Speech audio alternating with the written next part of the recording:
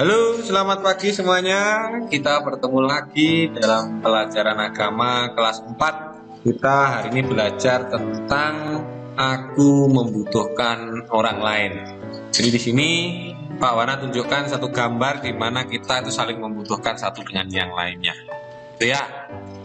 Untuk mengawali kita ambil sikap doa yang baik supaya proses pembelajaran hari ini berkenan oleh Tuhan dan kita diberkati selalu.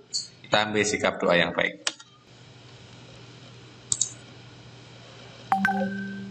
Dalam nama Bapa dan Putra dan Roh Kudus, amin. Allah Bapa di surga, terima kasih Engkau menciptakan kami untuk hidup bersama orang lain, untuk saling menolong, saling mendukung satu terhadap yang lain.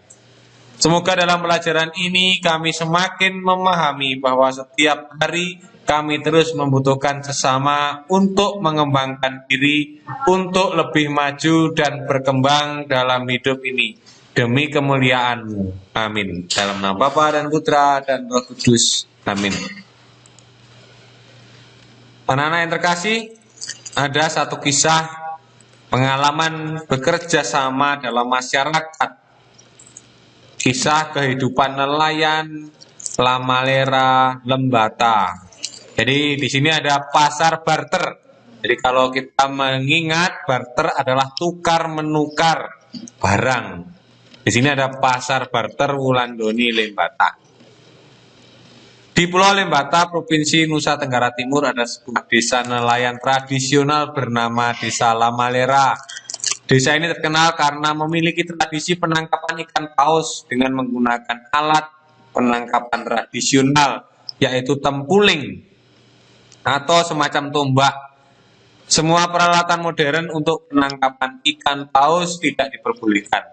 Tujuannya untuk menjaga kelestarian ikan paus di wilayah tersebut. Desa Lamalera memiliki keunikan geografis. Hampir seluruh wilayahnya merupakan tanah berbatu, sehingga sulit untuk dijadikan ladang pertanian. Dengan demikian, penduduk di Lamalera hanya mengandalkan hasil tangkapan laut untuk mendapatkan kebutuhan pokok seperti beras, jagung, dan ubi-ubian. Mereka harus menjual hasil laut berupa ikan, garam, teripang, dan lain-lain. Lebih unik lagi, penjualan hasil laut ini dilakukan secara barter, yaitu menukar barang dengan barang.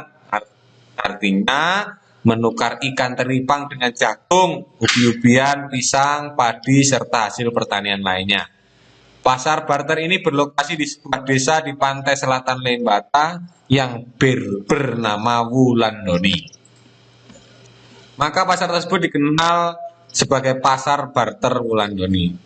Sekali dalam satu minggu pasar barter ini digelar untuk memenuhi kebutuhan makanan penduduk desa Lamalera. Sebaliknya, para petani di daerah pedalaman Lembata memperoleh lauk pauk berupa ikan, teripang, dan juga garam untuk memenuhi makanannya setiap hari. Anak-anak yang terkasih, dari kisah tersebut kita bisa mengambil beberapa hal. Manusia merupakan makhluk sosial, artinya berteman satu sama lain. Jadi manusia tidak bisa hidup sendirian. Kita bisa bayangkan ketika tadi di tempat yang diceritakan ini tadi, di Lembata ini tadi, ada yang penghasilannya setiap hari ikan, tetapi tidak memiliki kebutuhan pokok yang lain. Nah, ada yang penghasilannya beras, jagung, tapi tidak memiliki ikan. Nah, dari situ menunjukkan bahwa manusia itu saling membutuhkan satu dengan yang lainnya. Setiap anak atau setiap manusia tidak bisa hidup sendirian untuk memenuhi kebutuhan hidupnya sendiri. Tanpa petani, nelayan tidak bisa memperoleh beras, jagung, dan lain-lain. Sebaliknya, tanpa nelayan, petani tidak dapat memperoleh ikan, garam, dan lain-lain. Keduanya memiliki peran yang sangat penting untuk membangun hidup yang lebih sehat dan kuat. Kerjasama antara kita merupakan sebuah keharusan dalam hidup karena setiap kita memiliki keunikan, termasuk hal pekerjaan. Selain petani dan nelayan, masih ada profesi yang lain yang membantu kebutuhan kita. Misalnya, tukang yang membantu kita membangun rumah, sopir yang mengantar kita ke sekolah atau bepergian, guru, pengajar, dan mendidik kita agar menjadi pandai, dokter mengobati kita, perawat merawat kita semuanya ketika sakit. Nah, masih banyak lain. Di situ menunjukkan bahwa manusia satu dengan yang lainnya saling membutuhkan. Anak-anak yang terkasih, kita bisa buka kitab suci, kita siapkan kitab suci kita. Kita buka 1 Korintus bab 12 ayat 14 sampai 26. Karena tubuh juga tidak terdiri dari satu anggota, tetapi atas banyak anggota. Andai kata kaki berkata, karena aku bukan tangan, aku tidak termasuk tubuh. Jadi benarkah ia tidak termasuk tubuh? Dan andai kata telinga berkata, karena aku bukan mata, aku tidak termasuk tubuh. Jadi benarkah ia tidak termasuk tubuh? Andai kata tubuh seluruhnya adalah mata, di manakah pendengaran? Andai kata seluruh tubuhnya adalah telinga, di manakah penciuman? Tetapi Allah telah memberikan kepada anggota masing-masing secara khusus suatu tempat pada tubuh, seperti yang dikehendakinya. Andai kata semuanya adalah satu anggota, di manakah tubuh? Memang ada banyak anggota, tetapi hanya satu tubuh.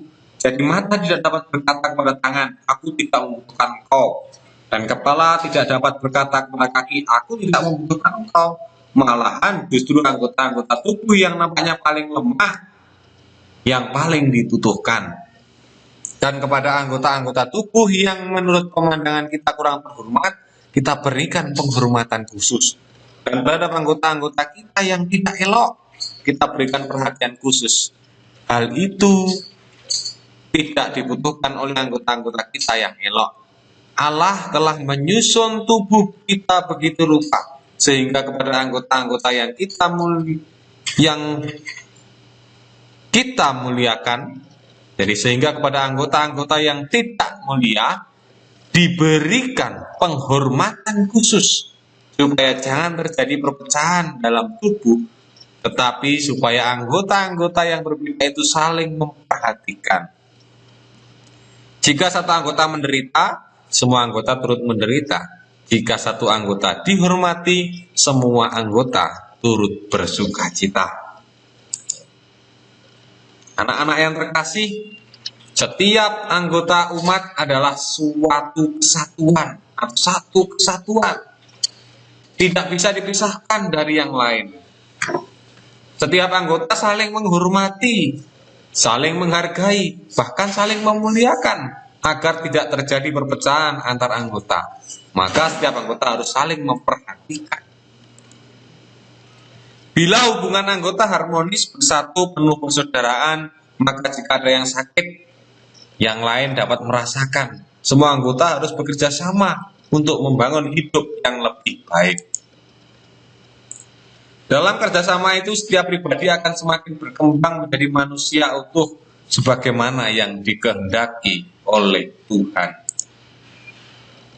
Apakah aku telah bersikap menghormati orang lain yang berperan dalam hidupku? Ini pertanyaan bagi kita.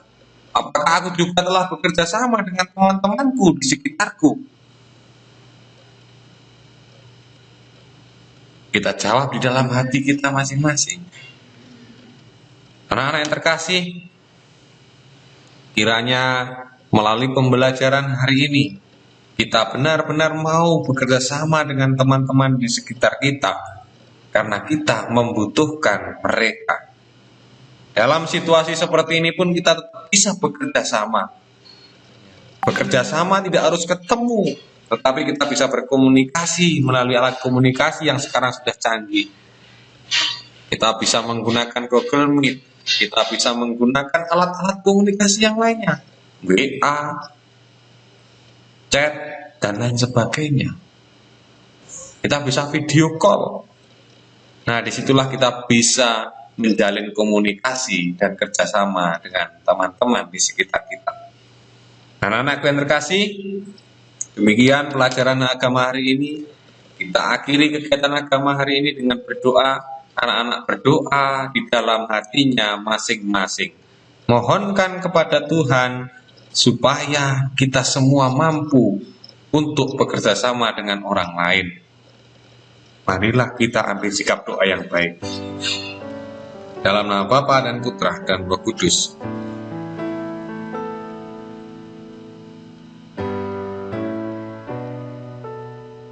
Dalam nama Bapa dan Putra dan Roh Kudus. Amin. Demikian pelajaran agama hari ini anak-anak. Tetap patuhi protokol kesehatan. Selamat pagi, Tuhan Yesus